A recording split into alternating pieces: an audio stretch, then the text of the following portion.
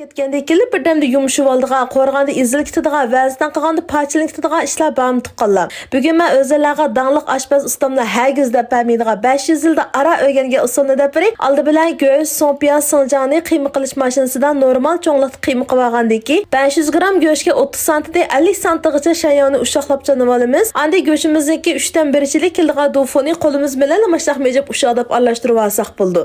Endi tamlanadigan yerga keldik, suyumlik tuqqanlarimiz hammamiz atga tamoqlarimizniki mazalik ham barkatli bo'lib ketishi uchun bitta yurakni ayamay bir qo'yayning jimi. Buningga muvofiq tuz, hardan bog'niki puroqliq tatqiqlarida aqmushdi qo'shiqni uchidilar. Kavavichindi aqmushdi bizancha qariq zirini eng ko'p yana bir qo'shiq solamiz. Qarmushnima qo'shiqni uchida olsa qo'ysak bo'ldi tuqqanlar. Aka yaqtirishimizga qarab fejan-jejanda kichik tansab bir aralashtirib olgandan keyin ikkita putu tuxumni sap buni yaxshi ilashtiramiz. Oxirida buni qo'yildirdiganga bir-birisiga chaplashib, amda izil ketmaydiganga 4 qo'shiq un, 4 qo'shiq kraxmal qatib, bitta qo'g'ichang yaxshi ilashtirib tuqqanlarim. Odatda bak usha qiyma qilaversak ta'mi bak yaxshi chiqib ketmaydi juma tuqqanlarim. Mana qiymamiz ma tayyor bo'ldi. Endi zalashni boshlab ketimiz tuqqanlar. Ishlatganim Al-Nuri tunchi siqim 1-darajali xushpuroq gazirmayi. Al-Nuri maylarimizga ozuqlik qiymati to'liq saqlab qolingan va yana shunchalik arvo chiqdi, zalivagandagi yana qaytlab ishlatkili bo'ldi. Mana may qizg'ichang vazanini tayyor qilib oldik. Amma yana normal qizitib kuchlik o'tda oqaqida chaqa-chaqa vazan sib solaymiz. Kuchlik o'tda 1 minut zalivagandagi